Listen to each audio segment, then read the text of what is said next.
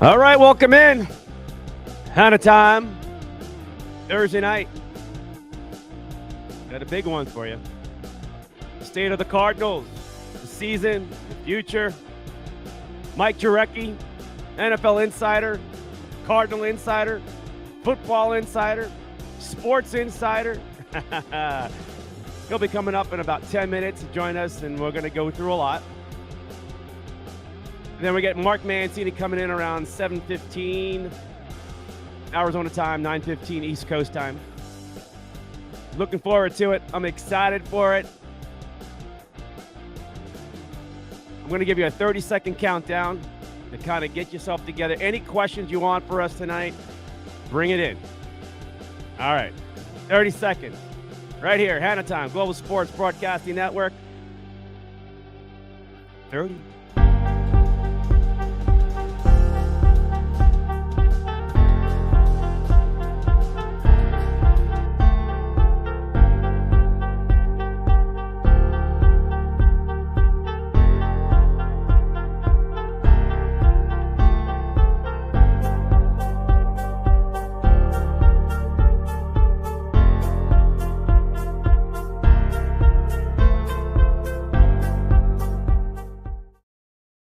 All right, welcome in Hanna Time on Global Sports Broadcasting Network. Cornelius Brad Hanna, and jam-packed show for you tonight. I'm excited about it. I'm pumped for it for you too, because we're going to talk about the Cardinals. And a lot of Cardinal fans, emotions are running high. A lot of expectations, at least hopeful expectations, coming into this season. Thinking you're going to build off of a playoff appearance last year, like there's a ladder, and you're climbing up. Yeah, it's taking a little longer, or got another step to get to the next level, things like that. And it's like that step broke and it just slid right back down to the bottom. And it hurts. It hurts a lot of fans. They were having high expectations. The off season, the contract to the quarterback, to the front office with Keim and the head coach. And, there was so much put into these three Ks, right?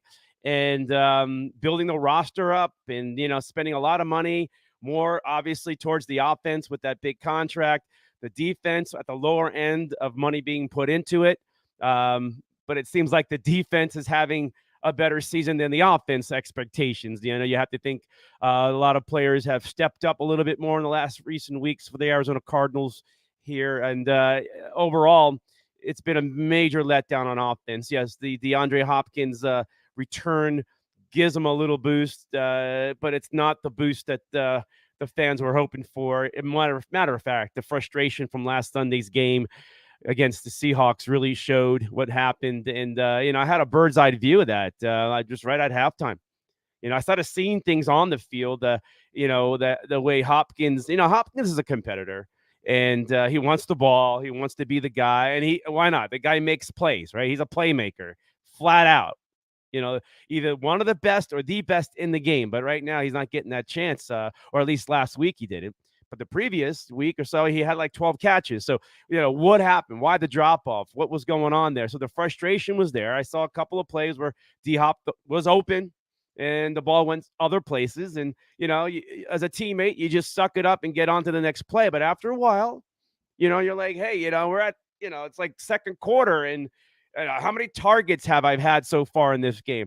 So, but that frustration overall has been built up throughout the team now. Okay, the losing, the way the game is started, every game is started this way, right? They finally scored a first quarter touchdown, right? So that was a plus, but then, it just never got going again, right? You thought maybe things have changed and turned around offensively, but maybe more time. D-Hop and Kyler Murray, it wasn't like a heated exchange. It was just two competitive guys, normal things that happen on sidelines. All the great quarterbacks have done this. I mean, it's not like shocking to see, but what I witnessed coming out of the locker room was the two guys talking to each other. And what crossed my mind is somebody went up to somebody, and I'm thinking D-Hop went up to Kyler and they had a talk.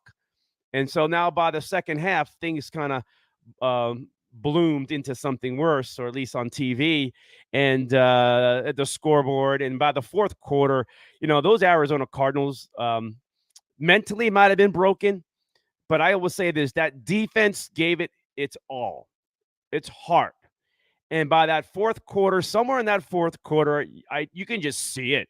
I mean, it was like they're tired. That defense was tired, and the pounding game, of Walker coming at you with Seattle, and a couple of plays with Geno taking off.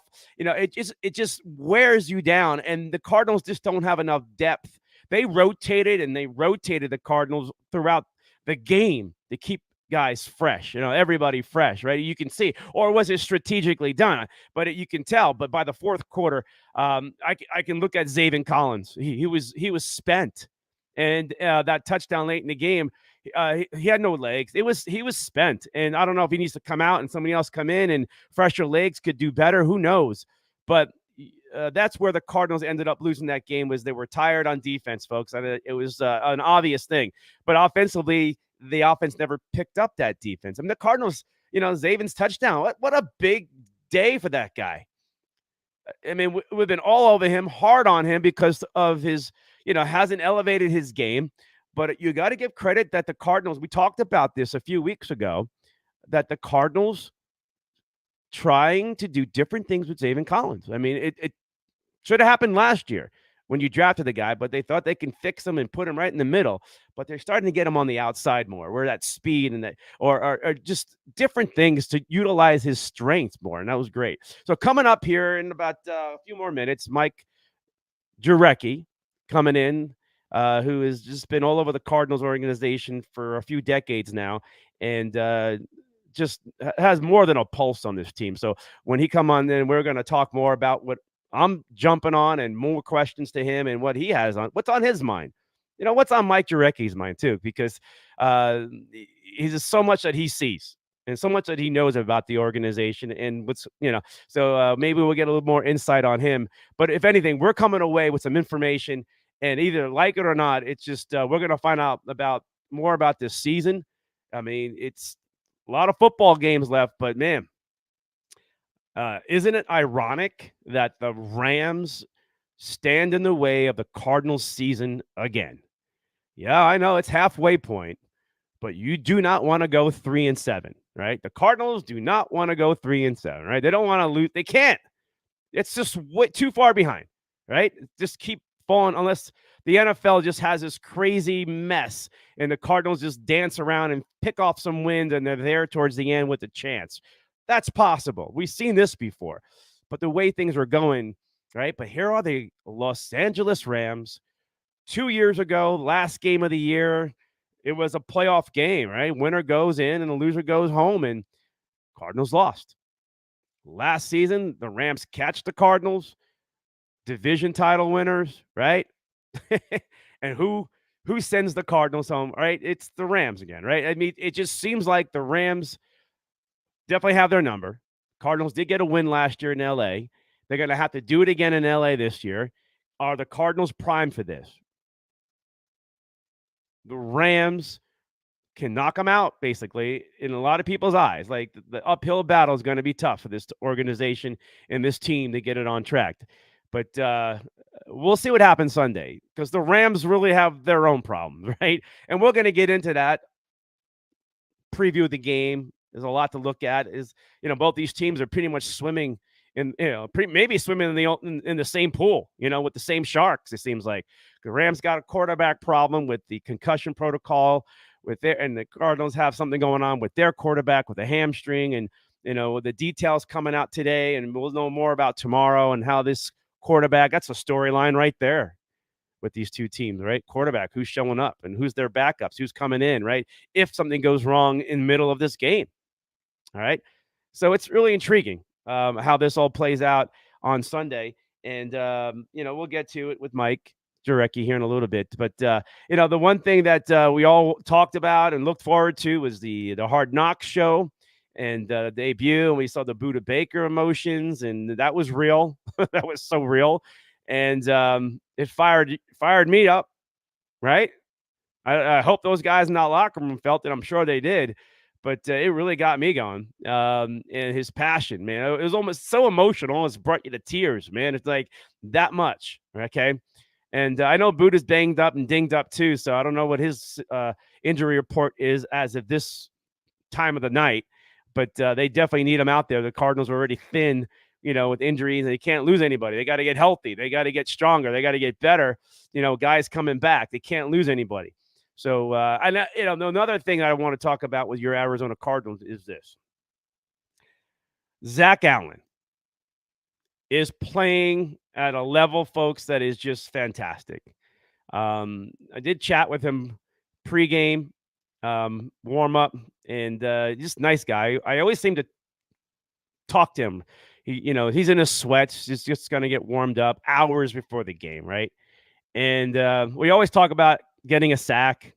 You got to get one today, buddy. And he had a couple of big plays, but his progression, his progress, his development.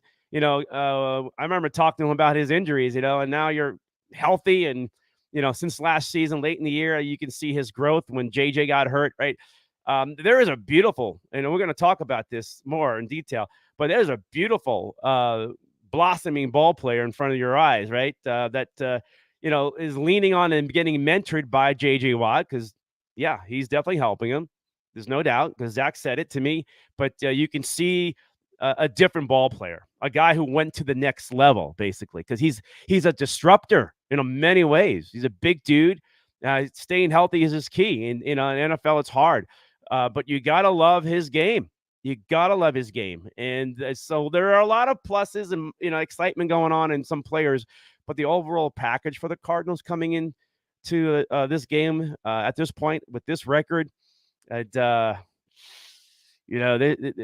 emphasis and the focus goes somewhere else. It goes to the front office. It goes to the the management, the ownership. It goes to the head coach, coaching staff. The whole bit. I think the defense coordinator Joseph has done a great job in many ways. Adjustments during halftime, you can see them. Overall. Even last season, the Cardinals defense was basically keeping them in the game. I mean, if you look at the Cardinals from last year to this year, that defense, had some hiccups this year. They found themselves, they identified themselves more. They understand what they're doing. But I have an idea how it's being done. And we talked about this. The NFL offensive systems overall, okay, have been what? Pretty much very similar. The short passing, the bubble stuff, and the NFL, their defenses have caught up. I mean, it's a whole different game now, right? It's a whole different game with the defenses. So with that being said, I mean, you're thinking about it, and it's like, what is the NFL defense structuring each game is depending on who you're playing, but most of the teams are running the same offense almost, right? I mean, they're very similar depending on the talent level, how they're structured and who gets the targets and all. But so Joseph made a shift, or he got his hands on it and got his players, and he did something, because he's got the guys in the right spots now. They're heavy at the line of scrimmage. They're very active, very aggressive, right? And they get beat sometimes. Yes, the running game, it hurts them here and there, and it has hurt them. Okay, but the scoreboard and battling and getting those offenses off the field, so your offense can get back on the field. They've been doing their job, and if you're doing 3 and outs, 4 and outs, whatever, and you're turning the ball over, and that defense is working its butt off, by that fourth quarter and you're getting pounded, yikes, man. I'll tell you, it hurts, and you start to get tired after a while. I know your comments are coming in. I appreciate it. It's definitely a night. I'm waiting for Direcky to come in here. I don't want to get too far in, because we're going to get into it pretty heavy, but I'm going to give him a little message too. Ready to go. All right. But I will say this. Overall, the NFL, midway point, your thoughts so far, where the Cardinals are. I mean, a win on Sunday puts them right back in the thick of things, because the wild card, there's more games, there's more teams involved, right? And the way the NFL has looked so far, it's like previous year, it's going to be a mess. And you just want to be involved in that mess. Remember last season I forget what team it was, but the Colts just had to beat the Jaguars last game of the year. Remember that one? The Jags just had to beat the Jaguars, right? And the Jags, their record last year. You just never know what's going to happen. So you got to find a way to stay relevant. And even though it's November and we're going to be, halfway through the season, it's like everybody has a shot. If you have 3 wins, you got a shot. I mean, 2 wins. If you get hot and win 4 in a row, like some teams can, all of a sudden you're right back in it. So there's that part you can hold your hat on and just hopes on right away if you're any fan around the NFL, because this is a part of the year where it's like separation time, right? Right? It really is about that separation time. Okay. You've hung around long enough.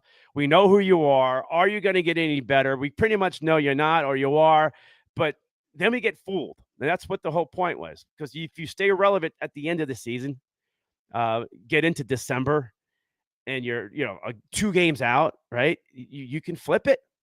You could be that team. So Rams and Cardinals on Sunday, this is what they're looking at. Okay.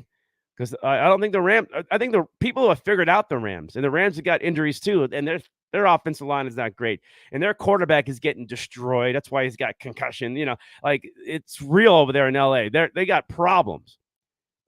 A year ago the Rams had problems, and they made a bunch of moves, and they got and they flipped that roster, and they made a big run at the end. Well, that deadline's over, trade deadline, right? So now we got to think about, all right, what do you have left? Is Odell Beckham going to save the Rams? Maybe, but I don't know if Odell wants to go there. But, I mean, what's out there for these teams? What's out there for the Rams? Like, that's the point. The Rams were nothing last year. They were 3 games behind the Cardinals, and they already lost a game. Remember that? So they're like almost 4 games behind the tiebreaker and things like that. And they found a way to get hot, get going, and not only win the division, win a Super Bowl, which is, if you think about where they were a year ago at this point, you never would have thought the Rams would go that far. But they found a way. You believe teams can have a way to get hot in the NFL. And I think this is going to be a mess. And, stay relevant. And if you're a Cardinal fan, stay relevant, because this is the part of the season where 3-7, you're going to have a hard time. You're definitely going to have a hard time getting through. There's no doubt. All right. We got a game tonight going on. Not big for much to mention, NFL Thursday night football, but we'll keep an eye on it for you and keep you some scores and things like that. But I'm going to hold off on some of the Cardinal stuff until Mike can pop in on us. I think he's probably logging in right about now. But we'll get through all the Cardinal stuff in a minute. I know that you guys are excited about it. There's no doubt about it. All right. So here's some NFL stuff for you. Okay. Since the individual sack, actually, I'm going to hold that off for Jarecki. The NFC East, the beast, is back, right? The division is combined 9-1 against AFC teams this year. Yeah, they are beating up on the AFC, the NFC East. So Giants, Eagles, Washington, and Dallas. So entering the game, Giants are playing Houston Texans. The Giants are 6-2. Another AFC team. You would think the Giants should win this game. Strangely, Houston has battled some teams. Not the greatest record, but just keep an eye on that. But the Giants should win that game, right? The Giants and the Eagles are 3-0 against the other conference, and the Commanders are 2-1. And the Cowboys have yet to really dabble into the AFC, the conference yet. They're 1-0, but we'll see how that plays out. Maybe those teams get better. And maybe the teams like the Giants and Eagles, got through where the AFC was kind of soft or struggling with that part of the schedule, because they're all going to play the same schedule, basically, pretty much in the NFC East. But since the 1970 league merger, the AFC NFC interconference play, the best single season winning percentage by one division against the other conference was the 1976 AFC Central. That's way back, where they finished 7-1, okay, against the NFC. So this is something that we haven't seen in decades, almost 50 years ago. So what's going on in the NFC? But is this like great teams we're looking at in the NFC East, or just what's happening around the NFL, that we have a lot of average, mediocre teams, and then you have that separation with these teams in the NFC East. A lot of people feel that the Eagles are not as great as their 8-0 record, right? Remember the Steelers a couple of years ago were 11-0, and a lot of people didn't feel that it was that strong of 11-0, and they were right. Look what happened in the end. Some people feel the Eagles are going to be a one and done because they haven't been battle tested. They had. I thought the Cardinals tested them pretty good. The Cardinals weren't quite there, right? But the Cardinals, a different team, and the Eagles were and are a better team. So they won that game for that reason too. But looking at the Giants, their schedule is pretty soft, just like the Eagles. But this is what you're supposed to do. You're supposed to beat these teams. You're supposed to get on them, get that record fattened up, right? And then, second half of the year, things could get tighter. Teams are better. And sometimes you just got to hang on. And maybe these teams with the big leads or big records, nice records, have enough cush to hang on. Just like your Cardinals had a nice cush to hang on a year ago to get into the playoffs. I mean, it's basically backdoor, right? They got in. And maybe this is what we're looking at, some of these teams in the NFC East itself. But, great division, right? Is it a beast of a division like those old days? Not quite. I don't believe in that.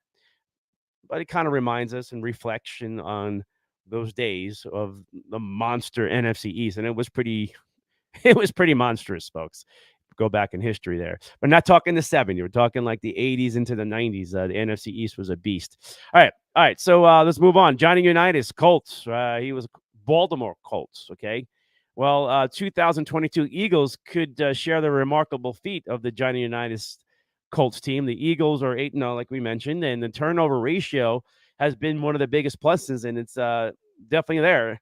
You got the plus on the turnover ratio. You're usually winning a lot more ball games, and they are a 15 plus in takeaways. This is awesome. They have 18 takeaways, just minimal turnovers. Do the math, folks. So this week they can finish their Monday night game with the potential tying the record with the Colts itself, that will join the Baltimore Colts from 1958 as the only teams in NFL history with the streak of the longest active streak of matching, 15 plus and the 18 this season. So they're right on course with the Colts. So that's one of the big reasons why the Eagles are just taking the ball away. They're a good team. They got a lot of talent. I believe that talent is for real, and they're just beating up on the teams that they should be beaten up on, and that's why they are for real. They will be tested, and they will lose a couple of games, and that's going to happen. But the veterans on that team, the way their quarterback has been handling the pressure and doing a good job managing the game, the Eagles will be definitely a relevant team. But do they scare you? We don't feel that yet, but we'll find out. Maybe we're all getting fooled by the Philadelphia Eagles itself. All right, we're still waiting on Mike Jurecki to come on in here and chime in. I don't know if he's having a problem logging in or not. I'm going to see if he's trying to get in or not. We'll find out. Yeah. All right, he wants me to. All right, I'm going to send him the link somewhere else. That's fine. Give me a second here because he's definitely coming in, and we're excited for him to do this too. So, all right, I'm going to send him the link. This is cool stuff, folks, right? Live on TV here. But, send me your questions too. We'll talk about it. I know you're frustrated, Cardinal fans. I know you're beat down, frustrated, man. It's not a good feeling when your team is struggling like this, and you're hoping for the best, when it comes down to, there we go. All right, I'm going to fast forward this to the big guy. All right. I'm going to try to get his email. I got it. This is what we got to do, man. We don't hold back. All right, Mike. We got you, Mike. We got you. I'm going to pop them on, and then we'll just keep talking away. I'm going to have you guys and read your comments online and things like that. And as I just send them off, there we go. I believe we got him. Okay. And he's going to use his, when you use technology, sometimes things don't match up and you got to use it different ways. Sometimes it doesn't always work that way, but we'll get this right with him. But it'd be worth it. It's going to be really worth it when he pops on and we talk through a lot about the Cardinals and NFL. Mike loves his football, so we'll talk the NFL, how things are at the halfway point, and we got a bunch of things to look at and some intriguing storylines too that I don't want to put it out of the box, but I'll tease you with it too. I mean, I got to tease you with it because we're talking about quarterbacks. Jalen Hurts. What about Geno Smith, man? Did you see what they did in Munich with Germany? Or they're playing the Buccaneers. They got his face, Geno Smith's face, up on this tower, like a water tower. No, it was like one of the, like the stratosphere in Vegas, like it's wrapped around with his face on it. And probably the other side was Tom Brady. Does that match Tom Brady and Geno Smith? But think about how far this guy has come, right? It's amazing, a long-time veteran who's just been out of the league at one point practically, right? And just hanging around, and now is just matured and seasoned by the staff there in Seattle, and things are going well. Geno's a tall quarterback. When you got to look at him last week, he's, physically he's tall, kind of fits that system really well. And they went with him over Russell Wilson. But we're going to talk about that. We'll talk about the comeback player of the year. Is Geno Smith one of those guys? Right. We got a couple of names to throw out there. We'll talk about the global part of the NFL. They're in Germany, right? Eastern Europe is huge American football fans. Bigger than England, UK, yeah, big. But the football leagues they have in Eastern Europe, man, it's growing crazy, and they deserve to get a game. And it's amazing. God bless these teams going out there, but I'm sure they're going to have a good time. But the NFL is pushing global. The locations around the world. We've been to Canada, I've been to Mexico, right? England, UK, and now is Germany. Well, who's next, right? I'm sure they're going to keep stretching it out, And then one thing we talked about when they start to stretch it out globally, are they going to think about at one point, because the players may want to talk about this, is we need another bye week or something, or like a midway point or something where because this travel stuff is heavy, but then these guys get paid big bucks, but it's kind of like a catch-22, right? It's a catch-22. These teams who have to travel this far definitely deserve the bye week the following week. Okay, so that will help. Give them the bye week the following week. So when Tampa and Seattle get back home, they should be on a bye week. I haven't looked at the schedule, so mind me here. But overall, that's what should happen. You're traveling, you come back, bye week, you deserve it. Get yourselves together, get regrouped, boom. And I think that's fair to the players more than anything else. It's very fair that because if they're going to keep expanding it and go to South America, go down to like Argentina and Brazil and places like, who knows, this is what they're trying to do. It's taking time, but the popularity of the sport has gone off the charts, right? It really has, the NFL. So they're going to, Japan, are they really going to get into it? Russia loves their American football. Right now, not a good time to go to Russia. It probably won't happen for a while, right? What's going on now? But, we'll see what happens as the global part of the NFL. I'm looking forward to it. I'm looking forward to the Munich game itself and the history there. And I want to see how the fans in Munich respond to all this, because I follow football players from Eastern Europe who play in these German leagues. They're just they're not the greatest talent, but they love the game. They love the game. And let's bring in Mike Jurecki. And Mike, I don't know if you heard that part of the global part of the NFL, but in Munich, how are you doing, Mike? I'm pretty good. How you? All right, pop it back on. You just muted yourself. There you go. I'm good now. All right, you gotcha. I can hear you clear. All right. So, yeah, since I'm on the topic of the global part, Munich, the expansion of the NFL itself, what's next? Where's it going next? The players getting enough rest on the travels and things. These are the kind of things I think about. But I'm excited for Germany. I mean, the way of they love the American game. They really do. And my eyes are on this game for sure. Your thoughts? Well, I mean, the Packers, because they're publicly owned, they had 9 home games this year. This is the first time they played overseas a few weeks ago. Right. But I think the NFL would like to have a team in London at some point, but I don't know if they would go to 33 teams. Maybe they'll move Jacksonville there because they don't have a great fan base. So, yeah, I mean, it's not the NBA where it's global, but Mm-hmm. clearly they've, I think they have had a wide net to where it's not just London, it's other opportunities. And, the Cardinals will play in Mexico City here coming up.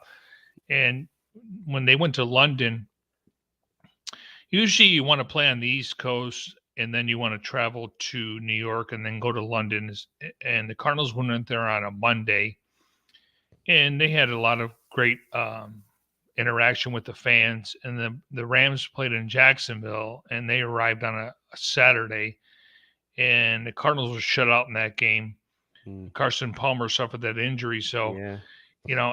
I think it's good branding, just like Hard Knocks is. But for the most part, you have to look at teams where the bye week is, and then Mhm. how it affects them moving forward. But it's all about the dollar, and the money talks, and that's why we're seeing Thursday Night Football on Amazon Prime.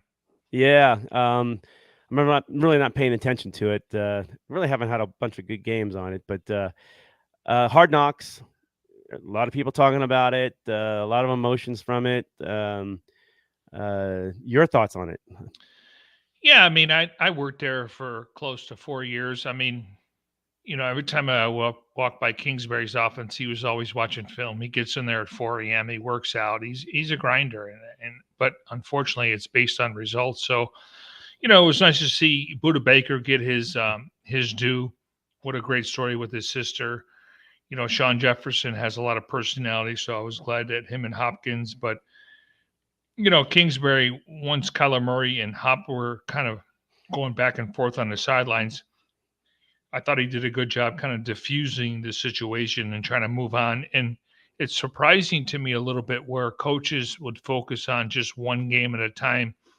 And Cliff really laid it out and said, if we get these next three games, and he knew the opponents, and Mm, obviously he had to beat the Seahawks, that they would be playing for first place against the 49ers on Monday night in Mexico City. So that was, to me, was kind of interesting. And, just looking at Steve Keim sitting in the owner's suite, it can't be comfortable. I would mm, assume he wants to sit somewhere else, but the fact that Doug Ducey's in there and the Cardinals family's in there, it's just I just hope people realize how much it bothers him when things aren't going well. And I don't know what he was listening to on his pods. I mean, could have been mhm, our the Cardinals broadcast, could have been the national TV.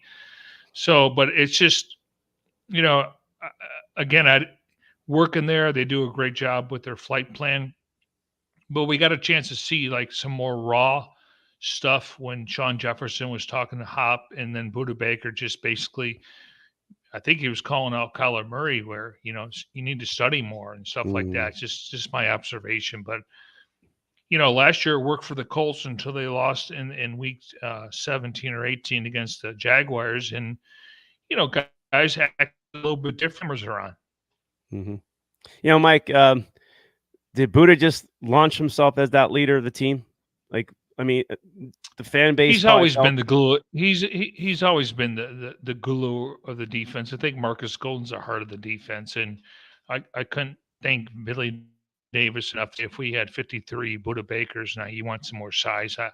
Nothing against Dennis Gardick. I don't want 53 Dennis Gardicks, because you would be just a pedestrian team. He's earned the contract. He's a guy that can stir the drink, and I just like when he got home and he was so pissed off, and his sister wanted Mm, to order wings, and you could see on the Walker touchdown, he just didn't have the speed to get over there. But the fact that he put his face in the fan, and try to make the tackle, I can't say enough about Buda Baker. And Keim hasn't done a great job with the drafts. It's 50-50. You look at Belichick's record. You just one thing you don't, two things you don't know: what's between mm, the ears. Football's played above the shoulders. What's your IQ, and what's in mhm, the heart? Corey Chavis told me a long time ago, Brad, that there's two guys in the NFL. There's guys motivated to be great, and they want to be in the Hall of Fame like Larry Fitzgerald and Anquan Bolden. And there's guys motivated by the loot, the money, like the lifestyle, and you can tell he's not that guy. So I'm mhm. glad the Cardinals moved up to get him. because he's one of those franchise players you can build around. You know, watching that fourth quarter, Mike, I thought they were tired. That defense. I saw guys hands on the hips and knees and between plays. They gave their heart and soul to keep that team, in that game. And the Seattle Seahawks Walker is a beast. The Well, guy's a it's beast. just it's disappointing because you watch the Hard Knocks and Vance. I mean, he was all week preaching. I don't understand why the Cardinals don't roll out Kyler Murray on these bootlegs. I mean, Sean McVay made a killing with Jared Goff. Mark Trestman was here with Jake Plummer. What you basically do is you cut the field in half. So, you cut, and then you have your receivers and tight ends dragged to the sideline. So the quarterback has an option to get the first down or throw the ball to the first or second level. I don't know why the Cardinals don't do that. Mm. And Vance all week he talked about three guys, 9, 14, and what is it? Was Lockett, and then was it DK Metcalf? So he mentioned three numbers, and I think Byron Murphy and Marco Wilson have shown strides, but Marco Wilson, he's going to get picked on just because he doesn't have the elk. Yeah. But if you're Byron Murphy or Tanner Vallejo, you have to make that pick. There's no doubt about it. You have to make those are game-changing plays.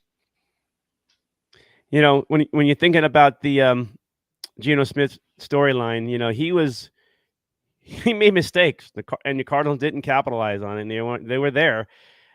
He gets a lot of love, Geno, but the Cardinals could have made him look pretty bad, like lousy. And there was an L there in the balance. If that defense came up with bigger play, I mean, they came up with big plays. I mean, Zaven Collins was just a great reaction, instinctive reaction, putting him in the right spot, the right situation. I thought, the DC did a great job, the defensive coordinator, of just getting that defense better. And I think Zaven is growing now. They're putting him in better spots. I from what we can see, and that's what you're gonna get. I think you're gonna be a playmaker if they can keep capitalizing on this. And even Isaiah's, all of a sudden these two young ones, after hard negative talk, kind of came up big and show, hey, we're thoroughbreds out here. We're fast, we're strong, we're big. I mean, Zaven Collins is a tall, big, physical guy, and I was really happy for him. I was because I'm hard on him because I was like, where is this guy? But I realized it wasn't being utilized correctly. But that was exciting for him. I don't think he knew how to celebrate, basically, when he scored the touchdown. It was such a big moment for him. Your thoughts on that? The Zaven growth, because it's been a rough year and a half until maybe the last few weeks for this guy. Yeah, I don't agree about Geno Smith. I mean, he's one of the top quarterbacks in the league. He's going to make some mistakes. I don't agree with that. He's beaten this team twice in a couple of weeks. Zaven Collins, he's not the most physical player. I didn't think he played well in the Minnesota game, but he played a lot better in this game. I like watching him. Isaiah Simmons just can't cover tight ends. That's an issue. I mean, unicorn, and you can, play, 3 or 4 different positions. We'll see. I mean, Cardinals were hoping for like Patrick Willis and Navarro Bowman and, Luke Kuechly and Thomas Davis and Devontae White and Lavonte David. I think they're showing progress. But I don't think Zaven Collins is very physical, but I thought he showed something recently. When the Vikings game, he got abused. And the problem really is the Cardinals' interior offensive line, where you see guys like Shelby Harris and last couple of weeks is Zaire Thomas, who was it? Smith, Zarius Thomas. Was it Smith? Yeah, Zarius Smith from the Vikings. They're coming up the middle, and if I'm the Cardinals, they don't have a fullback, but I would like to get some meat in there. Mm-hmm. And Kyler Murray and DeAndre Hopkins are not on the same page. Joe Burrow, when I was covering the Super Bowl last year, he said he has 2 reads: Jamar Chase and the next guy that's open. I get fixated on these guys. So, well, you got to go through your progressions. Yeah. Listen, when you got pressure coming up the middle, it's easier said than done. I mean, he's got to bail the pocket, but again, there's ways they can prevent this. And I thought it was fascinating when Carl was coming off the field on the Hard Knocks, how many pre-snap penalties they had. They had 8. 4 were delay of game penalties. And, it's one thing to say it's, the week 9 of of the season. But this has been going on for like 4 years now, so you can't put yourself behind the stakes. With all that being said, I'm optimistic they can win this game against the Rams. We'll see what the quarterback situation is, and they normally play well against the Niners, but if they go on this long losing streak, it's not going to be good because I don't like talking about the draft this early in the off season or the season. Oh, it's horrible. Yeah, lose, you're done, basically. Because it's a crapshoot. I mean, nobody knows. I mean, we talk about all these quarterbacks. But you got to hit a few. I mean, yeah, but if you're picking in the top 10 in each round, that helps versus picking 20 to 32. But right. It's a crapshoot. Yeah. I mean, it's the Cardinals have used 3rd-round picks on like guys like Chad Williams and Brandon Williams and guys like Cole Turner and but it's a crapshoot. Let's talk about that, Mike. You got Brown, and the combo Brown and Murray. Really haven't seen anything. Had a couple of flash here and there, but that's a. I think he looked well in the first season, first couple of games. I mean, when you get Hopkins in him, I think it's going to make a difference. But the fact is that Hopkins obviously disappointed that he serves a 6-game suspension. He hurt the team. They don't make that trade for Hollywood Brown the first round. You take Tyler Linderbaum. With the situation with Rodney Hudson, and you got your center Great for the lineman. Next 10 years. Yep. And then in the 2nd and 3rd round, you could take a cornerback or a wide receiver. So the whole Hopkins and, Patrick Peterson received a lot of, criticism when he got popped for the PEDs. Now, he did ask for a trade, but I could tell you 10 guys want to get traded under Steve Wilkes. He wasn't the only guy. But Hopkins, I mean, to me, he let the team down. It was a selfish act. He knew it. And I think we got a chance to see that on Hard Knocks where he, again, the old saying was Hop don't miss games. He missed games. And the fact that they only targeted him a few times last week, I got to think he's going to get targeted 15 times this week. But I don't care for the give me the ball.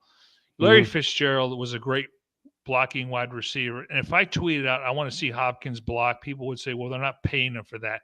But there are times if you get Connor or Eno or Darrell Williams to the second layer, he has to block. He makes so many business decisions. It really just pisses me off because if you're so involved in, he's more about stats. He's a great player, but in the long run, though, I want a team player. Larry would stick his nose and block people. I don't see that from Hopkins. He doesn't want to get dirty. Well, where does this go back to? It goes back to the general manager making decisions on what are you building. No, it goes on the player.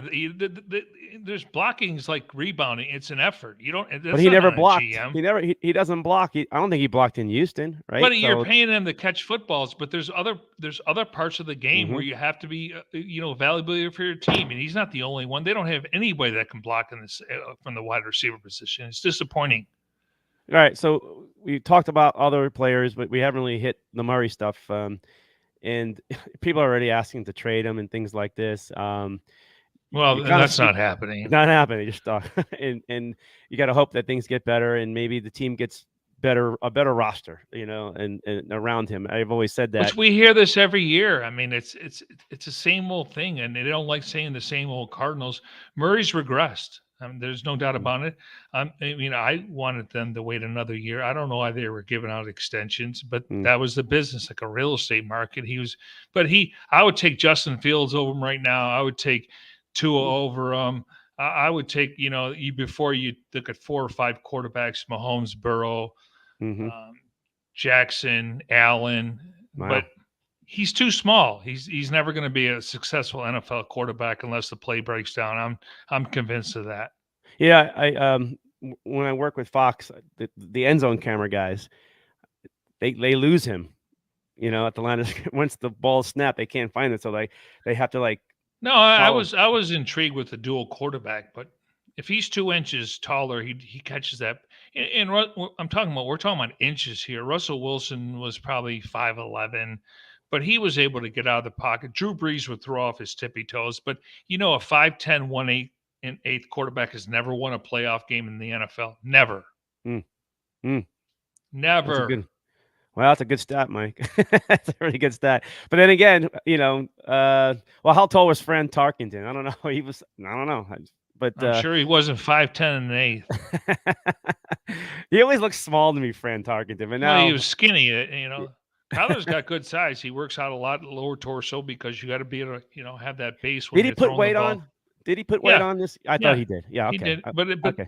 people mock him for how much time he works out versus maybe watching film. Colt McCoy's been a godsend for him. Cam Turner's been good. Spencer Whipple, but as a quarterback, you have to do a lot of squats, and he spends a lot of time in the weight room getting that lower body torso because that's when, he, his first couple of years he can sit on the right hash mark and make that outside throw to hop on an out Mm-hmm. route on the money. He used to be really effective from 11 to 19 yards. I just don't see it right now. It's disappointing, and he's you would think they would try to cash in the next couple of years with him being on a low Mm-hmm. cap number. But, we get to 24, it's like 56 million cap hit. Now the cap could go up to 300, 400 million, but I don't know. It's just, It's hard. I think the contract's going to haunt this franchise for years. Yeah, I know that. What was it? Loose in the beginning, in the front end, where Yeah, before he gets. it's player friendly and team Yeah. friendly, but Yeah. Yeah. at some point you got to pay the piper. But Yeah. the key is the cap's going up. See, to me, each team gets about 330 million per year from the TV contract. So that plays the payer salaries. And we're not talking about season ticket or those lofts or suites Mm-hmm. or concessions, which the Cardinals own. So at the end of the day, what's really the incentive for this team to win? I mean, I'm not saying I think Michael wants to win, but the question becomes, does he know how to win? And what's the incentive? I mean, we got, franchises like the Cowboys and the Ravens Mm-hmm. and I would say Green Bay Packers, who are their historical franchise. They know how to win. It's just sometimes doesn't pan out. But listen, the Cardinals should treat this organization like a Fortune 500 company. If they got to cut ties with these guys at the end of the season, whether it's Cliff or Steve, just write a check. It doesn't count against the salary cap. They Mm-hmm. had no problem spending $20 million to get rid of Wilkes and spending another $25 million to bring in the new staff. Just cut a check. I mean, it's not that hard. So how does Mike Jurecki want to fix Kyler Murray? You mentioned getting him out of the pocket more, obviously, because he creates more havoc. Defenses break down. I just want to see him roll him out. I just cut the field in half, make it simplified for him. I don't know. I mean, it's just right. But the offensive line's not. I think they're third in the league, Brad, when it comes to salary. They're paying those guys like $43 million, and you're only as good as your backup. I think Hump's had a good year. I think Beacham's been serviceable. I think he's probably the only guy that's been there every single game. But Hudson's been a disappointment. He hasn't been able to play. When he's in there, they win. When he's not, they're not a better team. Billy Price to me is exactly what you're looking for from a backup center guard because he's got 34 starts. I covered a combine that year. He tore his bicep at the combine. Still was a first-round pick. Got traded to the Giants. They had 4 different offensive line coaches in 4 years. So he's exactly what you're looking for. But unfortunately, Hump will tell you, Pugh would tell you, it took him like probably 7 to 10 games to figure out how you block for Kyler Murray. Now the snaps need to get better, but it's not like he's blocking for Daniel Jones where he's a pocket passer, and obviously with Brian Dable he's become more of a runner. I mean, it comes down to blocking. If you can't block in this league, and if you lose a turnover battle, you're not going to win. I have an opinion on this too. Is I think the NFL, even the Rams are struggling with this, but overall the NFL. The simplicity of what seemed to be this magical offense called the bubble stuff, and the short, everything at the line of scrimmage, everything that I believe the NFL's caught up to it. The defense caught up to it. I mean, it's only down 1 point from last year. They're only averaging. But why does it feel like it's like the scores are like everything seems to be the running game is back more in other areas. Like teams are shifting. But what's happening is teams are playing a lot of cover 2, so that you have to dink and dunk. Yeah, you have to dink and dunk. Warner always told me, it's nice to go on a 10 or 12 play drive. You're going to have to pick up 3 or 4 first downs. You're probably going to get a penalty. So So, excuse me. So when the Cardinals, they haven't had a play over 40 yards, you like to see a nice splash play, and maybe that comes when Hollywood Brown comes back. So, I mean, that's the NFL. You got to make adjustments, but teams are just playing a cover two, saying we're not going to allow the deep ball anymore, and I get it. And So why don't you use Rondell Moore to get downfield with that so-called well, Kyler speed, doesn't have the time. I mean, he's running right? for his life. Okay, so because this is frustrating, and from a fan perspective, with the fans itself, they don't think Kyler's ever going to get any better. All right, I don't say that. I mean, that's how the fans feel. You know. Well, they don't. I mean, they watch a game for 3 hours and they become experts. I appreciate their passion, but they have no clue. At the end of the day, they don't know which play is going on. I don't mean to be, right, Debbie Downer. Just enjoy the games. I mean, it's supposed to be entertainment. Yeah, you're disappointed. I get it, but they have no clue what teams are doing week to week. I mean, it's the NFL. It's a week to week proposition. Nobody knows who's going to win each week. The fans think I got this. Cardinals have all this talent, but it comes down to execution. I can give you 2 plays last year where they had a great coverage. Like Beyond Bortles was against the Seahawks. He didn't get the call. He probably shouldn't have been out there. So 10 guys are doing the right job. He misses. Tyler Lock goes for a touchdown. Okay, and then against the Seahawks, Rashad Penny runs for 68 or 62 yards. Kennard, he goes upfield. All he has to do is seal the backside, and it's a tackle. So you get 10 guys doing the right job, and that's 2 examples where they give up touchdowns. I mean, play calling is so subjective. It's about execution, but I'm nothing against the fans, but again, if I've been in this thing for 28 years now, and I learn every single day that something's different. I've done the post game shows, and I get these calls, and I'm spending 30,000-40,000 a year. Well, first of all, you don't have to.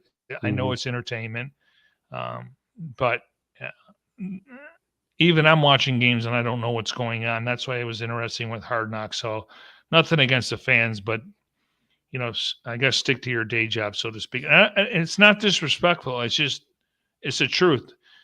They're not involved. Like you think Cliff Kingsbury wants to go out there and lose games? No. You think Kyler Murray wants to turn the ball over? No. He's got so much pressure on him. When he arrived at Sky Harbor Airport, he landed on Michael's plane from Nashville. They handed the keys to the car for him. He didn't benefit like Josh Allen. Josh Allen didn't start in week 1. Baker Mayfield didn't start in week 1. Lamar Jackson didn't start in week 1. Patrick Mahomes didn't start in week 1. So there's a lot of pressure on this young man. You can see the frustration. Year 4, this is where things are going to either go separate and move on. The fans already calling for that. The pressure. Is that again? The fans don't. The fans. I mean, you got to look at season ticket holders, but the fans don't. I mean, they're not going to dictate what they're going to do. The fans will not dictate what the organization. I want to hear that, because the fans, the pressure, the dollars, everything else. But again, I just told you they're getting $330 million, so the fan base goes down 10,000. I mean, I respect the fans. I respect the fans that went from Sun Devil Stadium to there, but they're not going to dictate them making moves. It's got to be a personnel and football operations decision. All right. What's the do-over with Kyler Murray if that was the case? Or I don't know. I mean, you got to let it play out. I don't know. I mean, but at some point you can probably move some money around. I'm sure he would like to get better offensive linemen, but that's the idea of the contract, the way it's structured. But I'm not like.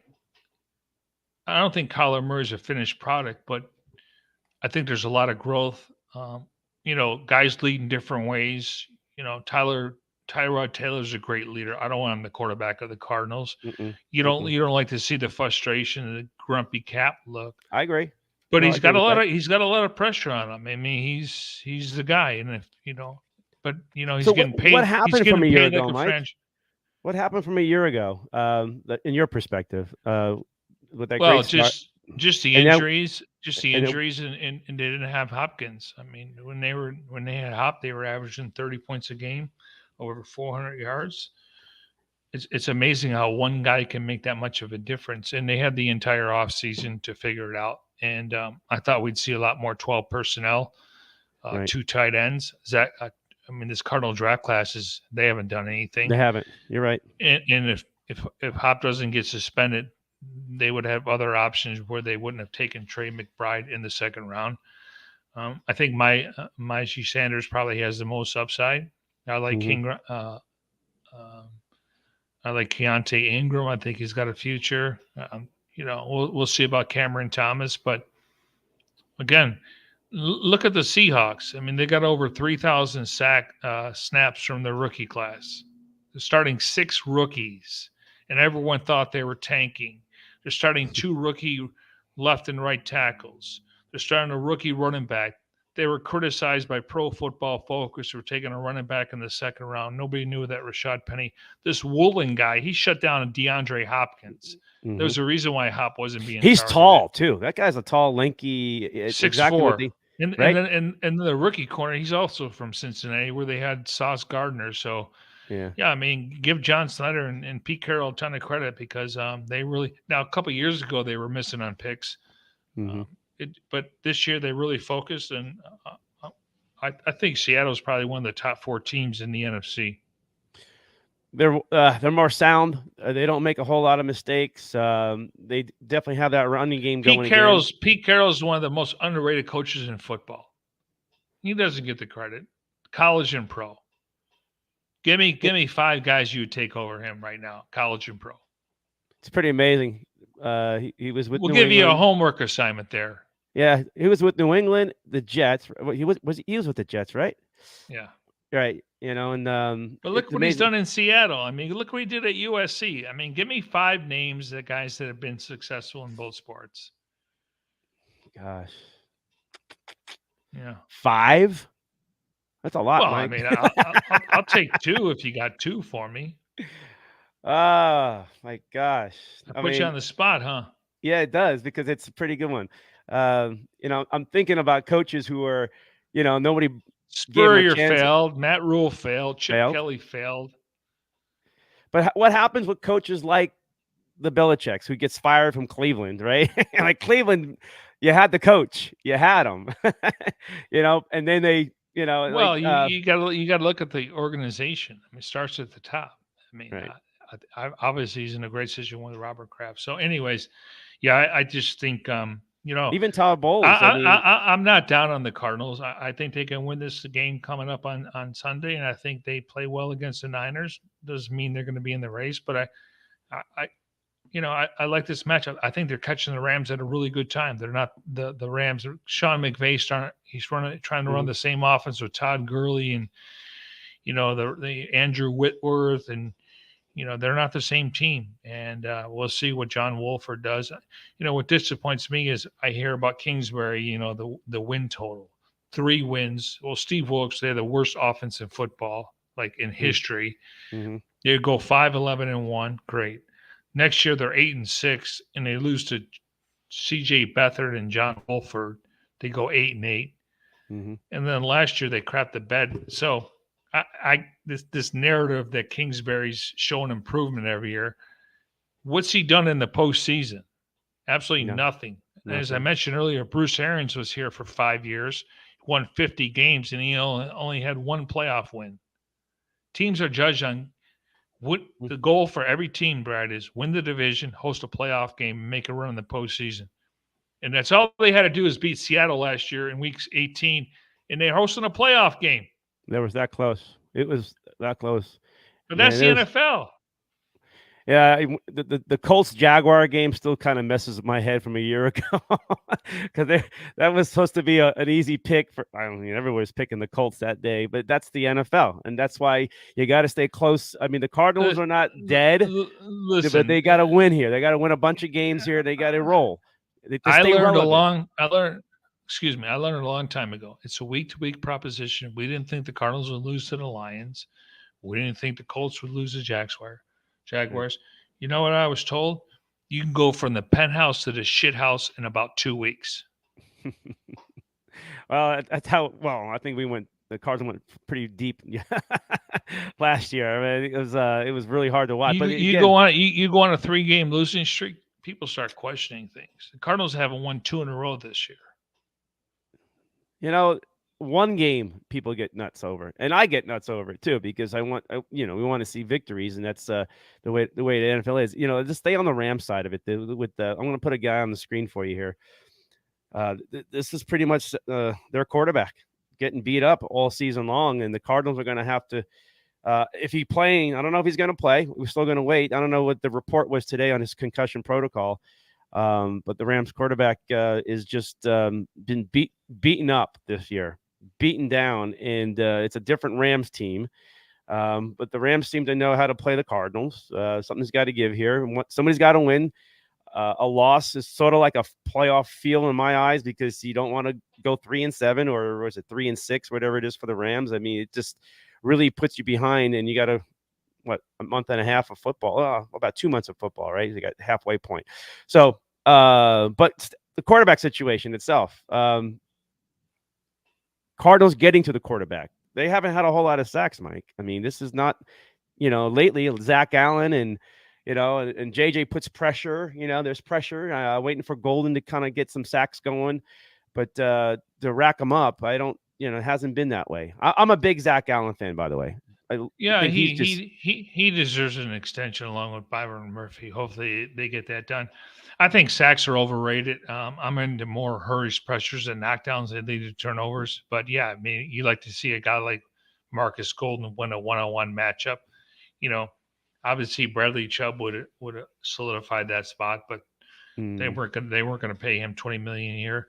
Cardinals, Cardinals a few years ago internally, there was people in the building that thought they should have re-signed Hassan Reddick and moved on from Chandler Jones, and it's not hindsight. They should have done that. Chandler Jones has been the biggest bust in free agency this year. It's 3 years, $51 million. They knew what they were doing.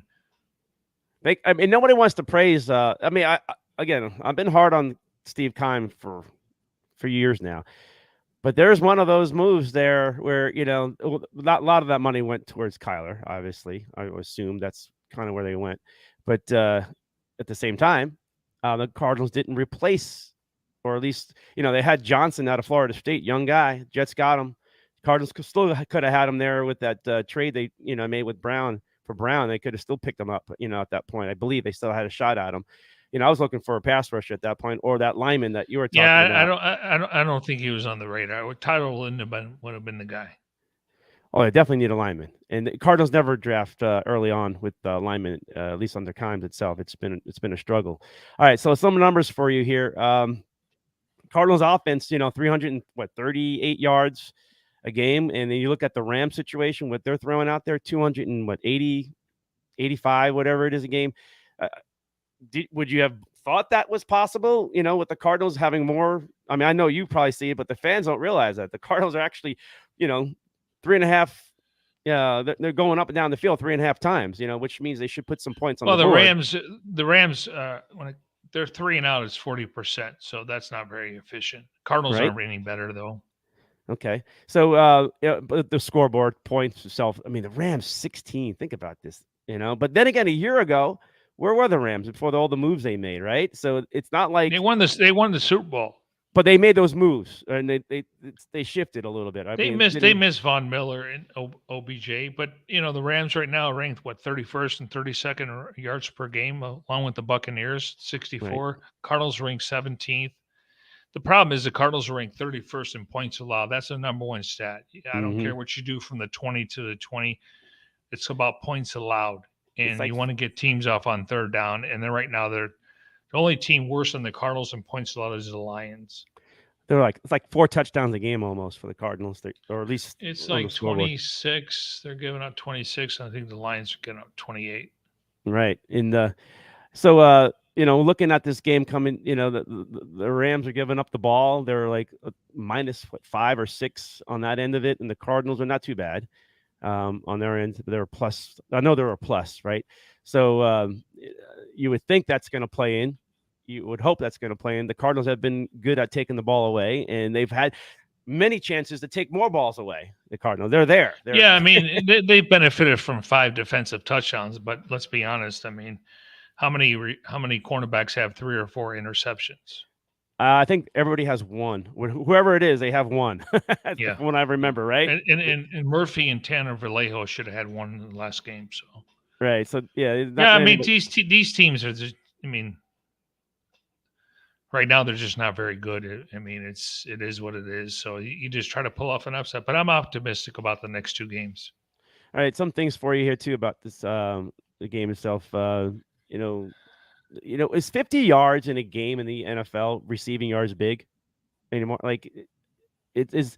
You would think you got to. To me, it's yak yards after catch. Okay. All right, because like. Because I don't are the Cardinals receivers getting separation? That I think Rondell Moore and Hop could. Robbie Anderson's kind of struggling with that. I don't know if they target Zach Ertz enough, but yards after catch are huge in the NFL. Is Jalen Thompson not getting enough credit for his play on defense? He needs more splash plays, but he's a really good player. You know, he had a roommate that worked at GNC, took a supplement, so basically he wasn't eligible, and Mike Leach told him to go in the NFL. He would have been a second round pick in the following year when they got him in the 5th round, so that's a really good pick, and they extended him. I like him and Buddha. It's going to be tough to replace Buddha, Charles Washington, Chris Banjo possibly, but maybe Isaiah Simmons. We see him play a little bit more safety, and we'll just have to see what the tight end matchup is. All right, I got some comments coming to you, so I'm going to throw them at you. Mike Buchanan says, I heard a stat today that the Cards offense has trailed 80% of the snaps this season. 30% of the time was on offense. Well, it was 91% going into the last game. Now it's 80. Hey, it's an improvement. Is that a that helps when you play with a lead, right? Right. I mean, it's amazing that this team hasn't been there. We were happy to see them a first quarter, some scoring going on, but I still can't figure that out, Mike. I still can't figure out why they, coming out of the gates, you prepare all week for, Well, I think teams, Kingsbury scripts his plays on third down. You come off the call sheet, but teams have figured it out. It's just, I don't know. It's hard to fathom. And Cliff will be the first to tell you every play he has, he stole from someone else, just like everyone else. But I don't think Kingsbury has the same play ever in the same game, which bothers me. Yeah. Well, 11-1 is McVay's record against the Cardinals. That's pretty well. Impressive. They've been the hammer, and the Cardinals been the nail. Right. All right. The spotlight, Ramsey and Hopkins. You're assuming they're going to go one-on-one, or at least I don't know. They play sides. It depends how much they move Hopkins around. I think they can get deep on Ramsey. Just from past couple of seasons, he's been getting beat deep. I don't know why. Ramsey's just guessing. Well, he's like Jamal Adams. He's more of a box safety. I mean, I'm not worried about that. But they've had good corners or safeties there. Tyler Rapp was there, and then they brought in Weddle last year. I don't know why they didn't target Zach Ertz in that playoff game. I would have threw the ball 15 times for him. But, I think Raheem Morris is a really good coordinator, so we'll see if he has the upper hand on Kingsbury. Right. Okay, I want to throw some more things for you, some visual stuff, too, before I let you go. Let me see. Look at comeback player of the year. I'm going to pop it on the screen. Oh, I'm going to get that. It's Geno Smith. Really? Not even close. Tell me, I mean, you got the Barkley stuff. I know that people are. That's great, but they're not in first place. They're behind the Eagles and Cowboys. Right. Who else is? I'm trying to think. Who's the Niner guy there? I'm kind of forgetting there. I'm going to pop him off the screen real quick. Oh, it's McCaffrey. Christian from the. What's he coming back from? Injuries. I guess this is like poor team. Yeah. And then you have the running back Henry, which I think that's either injury guys, but you're looking at the storyline of Geno and his the quarterback trumps all those guys. Derrick Henry's having a great year, and they're dealing with obviously Ryan Tannehill. That was a great game. They went toe to toe. I like Mike Vrabel. I think he reminds me of mini Mike Ditka. Where his teams are physical and their mental toughness, and they take the personality of their head coach. All right, here's another one for you. He's coming back. Deshaun Watson. The situation for the Browns and him playing it. He hasn't played in a while. Your thoughts on this? Because it's going to be a story for sure. Yeah, he wasn't very good in the preseason game. The game, the speed is different now. He's allowed to be at the facility, so we'll see. But I think it's going to take him a couple weeks. Hmm. Hopefully, they rely on that running game, but in their defense. But I think the Ravens are the team to beat in that division. Okay, how concerned should Buffalo fans be with elbow issues? I don't know the extent of it, but there was some word out there that they may sit him this week just because They they want to should. make sure. It's a long season. Case Josh Keenum's, Allen. he's a good quarterback. I mean, I like them going out and getting, Hayes for the running game. Von Miller's been a great pickup. I think Stephon Diggs has been a great trade. So the thing is, Miami's going after him now. Going Mm, out and getting Chubb and the fact that they can run the ball, bringing back some of the running backs they had in San Francisco. So I think it's a two-team race right now, but I would hold them out. Buffalo needs to get home field advantage. I don't think they want to go back to Kansas City, even though the weather's not as different. yeah, they can beat Kansas City. Kansas City, I was all on them, and I then all think of a I sudden, think Baltimore. I think Baltimore has the best roster right now between all those teams. well, picking up Smith from Chicago, it was just like, and for what they got him for, Mike, I thought that was pretty like highway robbery almost. I mean, we'll see how Yeah, it plays I mean, out. we'll A see. second round, a second round, and I don't know, like a fifth or something else somewhere Yeah, else. but Calais is still playing at a high level, and their secondary is good. I mean, Lamar can do a lot of different things. It's good. I wouldn't fall asleep on the Bengals. I mean, Joe Burrow. I mean, the AFC is loaded with the Hmm. quarterbacks under 27, 28 years old, where the NFC probably only has a couple. Mm. I'm big on this one here. I'm going to see how it plays out, but I have a theory about being single and being an athlete, and I believe Tom Brady may be clearing his mind a little bit. We'll see how he plays this week and having a good time. But he's officially undefeated since the divorce. So, but Tom Brady will have to see how it plays out. But I have a theory where belief that clearer mind, and we'll see how Tom responds to it. And as a veteran, it wouldn't surprise me that the Bucks start playing better and Tom plays better. Tom's up there in yardage. He's one of the top throwing quarterbacks in the league yardage wise still. So, but overall their offense is sputtered in different areas. But I'm looking for a Tom Brady rebound this in the second half of the year after all the cloud around his life. Yeah, I don't know and if that even means anything. I mean, obviously he's probably dealing with some stuff when he leaves the facility, and he doesn't have her. So but um, he's played more games across over the pond than anybody else, so he'll be up for the task. But I think Seattle will go toe to toe with them. I mean, they're in a crappy division. I mean, Atlanta and Panthers, are playing for second place. So, um, the thing is, they paid Leonard Fournette all that money. Like Cardinals paid James Conner 3 years, 21 million. I wouldn't have Oh, given those guys over 5 million a year. there's a lot of money. The offensive line's not the same. Bowles is, having a hard time. Leftwich is on the hot seat from a standpoint of getting them going. So, but I the key is you win your division, you host a playoff game. I don't know if they can make a run though. Winning, 2 or 3 games on the road after the first round. I missed this earlier, but this is how big your comeback player of the year is getting. Gino, they're putting him up everywhere. He deserves it. I mean, I wanted you to go back to your offseason where the people thought that Seahawks were tanking. Pete Carroll, again, 70 years old. They're not tanking. I mean, I'm surprised that they're, I thought they could be a, 6 to 8 win team, and they got the, they got the bag for Russell Wilson. So they're going to have a lot of high draft picks. But again, I'm a big fan of Pete Carroll. I'm not a big fan of him chewing that gum, but I'm a big fan of him in general. New York Jets, for real? I want to go through some teams with you. For real or no?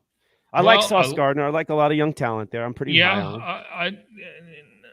Quentin Williams, I mean, the first couple of years you're thinking, and then back then you're thinking these guys are just too heavy. But the Cardinals really, if they like Josh Rosen, they would have taken Quentin Williams or Bosa. They were concerned with Bosa's family history, but Quentin Williams has been a stud. Leonard Williams went to the Giants, but Robert Saleh, I mean, that defense reminds me when he was in San Francisco. They play hard and they play physical. Yeah, I don't know about Zach Wilson.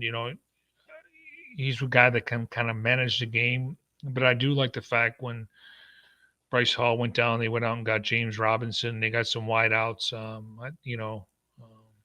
But I think it really starts with their mentality. But they're playing for third place in that division behind Buffalo and the Dolphins. Okay, I was going to go Dolphins next, and the Dolphins with their pickup, with their trade deadline stuff, and looks like that offense is loaded, and Tua is just playing at an all-time high. We didn't know if he was going to even finish the season after the concussion stuff or what we witnessed. The Dolphins are a real threat for that Buffalo team. I mean, with the trade stuff, Yeah, but do they want to go to Buffalo in January? Heck no. Yeah, I mean, teams struggle going to Miami in the month of September because of the humidity. Yeah, I mean, I think Mike McDaniel's been a great coach. He obviously was the running game coordinator with the Niners, so he's a guy that overcome a lot of things. Early in his career, he was drinking, and he got a couple different chances, but I think he's the right head coach for the Dolphins, and I like the guy's personality. If I was buying stock in the future, it'd probably be with the Dolphins and the Bills, just based on the quarterback and the head coaches. Wow. All right, let's stay in the East, but we got the Cowboys, Cardinals, Giants, and the Eagles, right? Great records. And Washington's still, not too bad. But the Eagles schedule, the Giants schedule has been pretty soft, even the Cowboys in a lot of ways. Yeah, Brad, they don't make the schedule. They just play it. Right. I get this all the time. I mean, we all know who the teams are. They don't make the schedule. You just play it. Brett Dable's done a good job. I mean, they've won a lot of close games. It's tough to do that, throughout the course of the year. But the Dallas front seven, what Dak's been able to do with that two-headed monster in the running game. In the Eagles, I mean, are they going to go 17-0? According to Bill Cowher, based on their schedule, they'll probably be favored the rest of the season. But they got to play some division games. I can see him being at 15-2, and I would say Jalen Hurts is the MVP right now of the NFL. Oh, wow. It's he is a good quarterback, and when we watched him a couple of times here in Arizona, with the Eagles, I would take him over Kyler Murray. Oh, I would. There's no doubt. He definitely There's went to the like next 10 or level. 12 quarterbacks I would take over Murray. Where a couple of years ago, I thought he was a top 7 quarterback. So if Kyler goes down, how much confidence do you have in Colt McCoy? Just since you brought that up. I'm intrigued with McCoy. If Colt McCoy gets a chance to play, you're going to see the real Cardinal offense. Wow. We don't know what's going to play out. But you're right. He was 2-1 last year. He won on the road against the Niners and the Seahawks. Obviously, nobody showed up in the Panthers game with Cam Newton coming in there, and that was an embarrassment. Isaiah Simmons couldn't cover Christian McCaffrey. But you watch. If he gets a chance to play, he'll run the Cardinals' offense that they want. Yeah. Well, he's definitely a seasoned quarterback as a backup role. And I don't want him to start, 16 games because he'll get exposed. But he's really good in a pinch. And like I said, he'll run the Cardinals' offense, what they really wanted with Kyler Murray. But unfortunately, that's all Hard Knocks needs, Mike. That's all Hard Knocks needs is another story, which is great. TV, and you gotta, now, the fans are gonna talk about, now it's gonna be McCoy the starter. We just beat the Rams, because McCoy came in and led the way. No, Kyler's the starter. You're not paying a guy that much money, but I'm intrigued with McCoy though. I just think he's, I just know what they want to do offensively, and he kind of fits the profile, but he does not have the same skill set as Murray. There's no doubt, but the pocket quarterback and seeing downfield and the vision that these quarterbacks are supposed to have, I don't think Kyler's able to do it. Never has. I don't know if Colt McCoy's going to be able to throw the ball down the field if he got 3 backup offensive linemen in there. It's just I thought he did a good job baiting the Niners last year when they were bringing the pass rush and he was holding on to the ball pat. And I thought the screen game came really effective with James Conner and a couple other guys. So he's just more of a seasoned guy, and he'll run for a first down. But again, he doesn't have the same skill set as Murray. Yeah, you made a point about Hopkins, and obviously it was a big difference of him being hurt even this year and helping that offense and getting out of the gates. But the running game, I was really impressed with the talent level they have in the backfield of the Cardinals, but it's been banged up. And even last year when Connor went down, and James he's always been injured. I mean, even in Pittsburgh, Yeah, that's well, been the case. he had broken ribs. I mean, this is he plays physical. Benjamin's not a bell cow. He's just a change of pace guy. I think Cantante Ingram has more upside. Jonathan Warren's more of a special teams player. Eno's got a skill set of Chase Edmonds, but he's not a bell cow. Mm-hmm. But it seemed like the offense was productive when that running game was obviously it does help out with the play action and many different things come into play when you get the running game going. What game are you referring to? I'm gonna go back to last season, right when James got hurt, and the offense seemed to just go down from that point, and it a lot more pressure. Well, I mean, they didn't have Hopkins. These are the two guys. You got if James gets back to his level of play and then Hop's there, maybe the Cardinals have a run in them. Maybe they can get to that. Connor, what do you have? 18 touchdowns, but he only averages like 3 yards a carry. But it's tough. Red zone. I love him in the red zone. Yeah, I have a lot of respect for him, but I mean, he's not a guy I want to get the ball to 25 times a game. I want him at the goal line, though, Mike. I mean, he just finds the goal line. He gets in. That's where. No, I agree with that. I mean, if you need 2, he'll get you 3. That's what. Then the Cardinals have been missing that, and obviously their red zone hasn't been impressive this year at all. It's pretty much why they're still kicking field goals. And let's give it up. I know Prater's like perfect all over the place, but not a lot of attempts. But I don't like seeing 33-yard extra points for field goals. All right, more the Packers. Are they done, man? Is No, they're not done. Okay. I mean, Minnesota's going to win the division, but I mean, I don't think they're done. I mean, I love Justin Fields and the Bears, and the Lions probably should fire the coach, even though I think he's trying to do a good job. They need a quarterback there, and they're going to have a high pick, so I anticipate they'll fire Dan Campbell. No, I mean, if 2 or 3 teams come out of the East, which is very possible, maybe one team comes out of the West, one team comes out of the South, which is the Bucks. You're looking for 3 wild card teams, so we'll see. But things aren't going well. But I'm more disappointed in their defense, and I don't know why they just don't run the ball with Aaron Jones and AJ Dillon, because to me it's a one. But they used them in the passing game. Mm-hmm. They tried to go out and get the Steelers wide receiver Chase, yeah, Chase Claybrooks. Yeah, they tried to get him. Yeah, they were in on Brandon Cooks, but it just didn't work out. AFC West looked like a stacked division. Raiders just didn't make that happen. Chargers are interesting. We'll just have to see. But right now, obviously, Kansas City. So it's really KC and with the Chargers, and because the Raiders are pretty much, and then the Broncos with Russell. I don't know if they. The Broncos should have buyer's remorse. What was the hurry to give them that contract? The Rams waited for Matthew Stafford to win a Super Bowl before they gave him a $40 million deal. Yeah, mm-hmm. the word in Denver is they got a lemon in Russell Wilson. Think about this, Mike. At this point, halfway through the season, buying a bad car. That's true. But that's what Elway was trying to do, or the Broncos is trying to reach. Well, the Broncos thought they were getting Aaron Rodgers. I mean, I respect Nathan Hackett, but he's in over his head. I like their general manager, but they don't have any draft picks. So, right.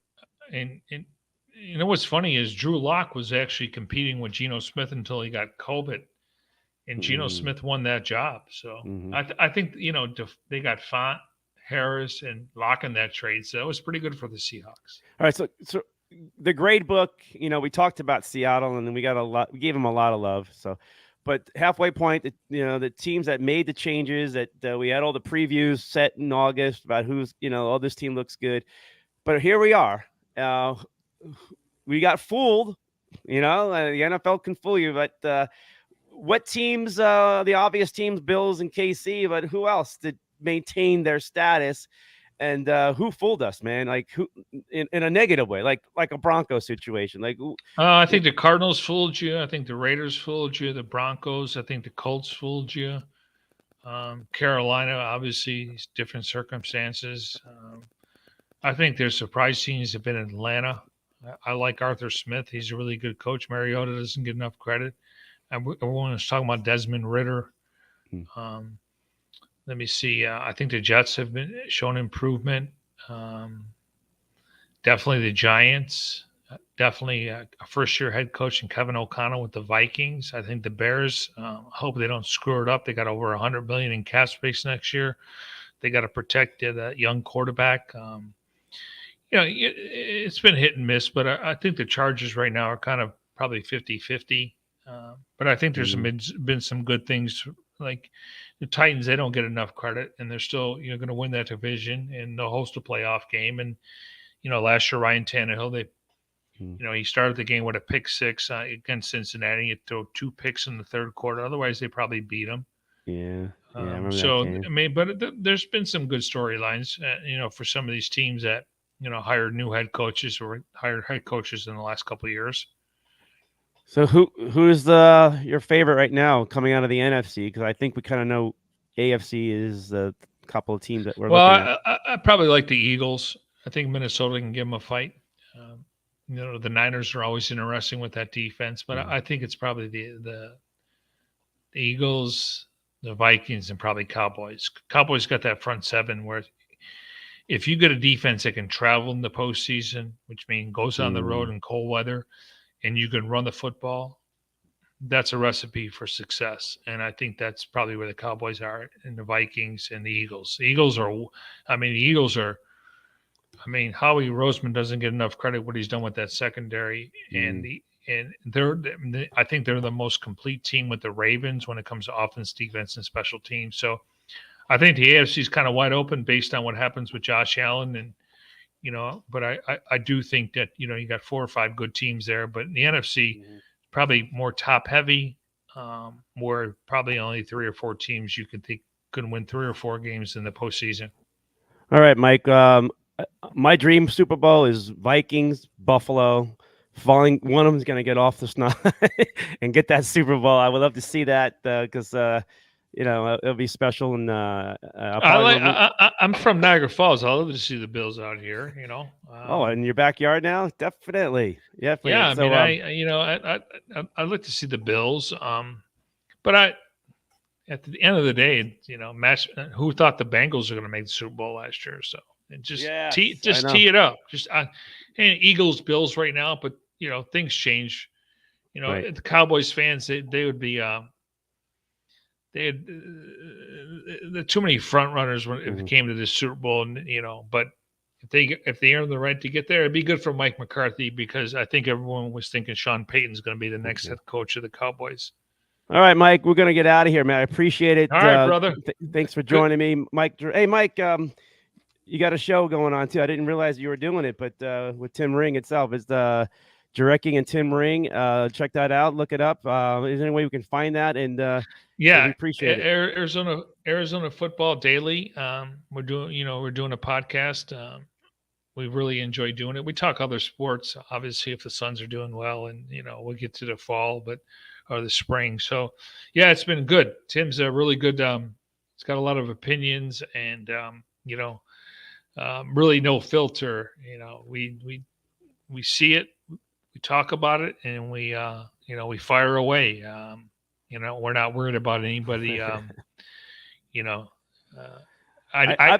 can tell you this: people are listening in the facility, because I've gotten some text messages. I believe that. They're listening, so that's a good news. I like that.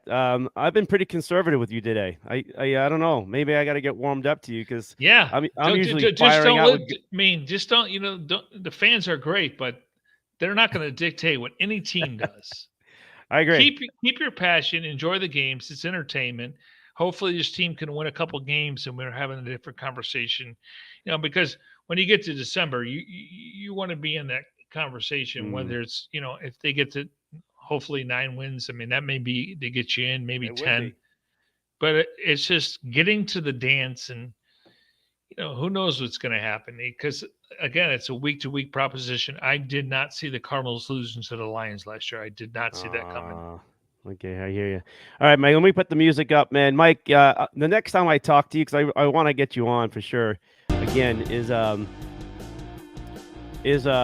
I really want to just have an open forum of just, I want to go toe-to-toe, strong opinions, nothing to be sensitive about, Yeah, listen, I'm ready, man. Okay, you don't have to hold back with me. I fire away, and I don't shoot from the hip. I give it to you what I think. Oh, I like that. That's why I like talking to you. But I held back. I just was like, why did you hold back? I don't know. I guess you're the host. Maybe I don't want to feel like that all the time. You want to make your guests comfortable. All right, Mike. Well, next time we'll put some gloves on. How about that? Let's go. Hey, people don't realize you and I used to work together before. Bye. That's right. I haven't talked about that. I'm going to save it for next time. All right, man. Mike Jurecki. Appreciate it, buddy. All righty. That's Mike Jurecki of, let's call him our NFL insider, but also Cardinal insider. But check him out with Jurecki and Tim Ring. Got the new show going there. And Mike laid it out for you. Appreciate it. All right, man.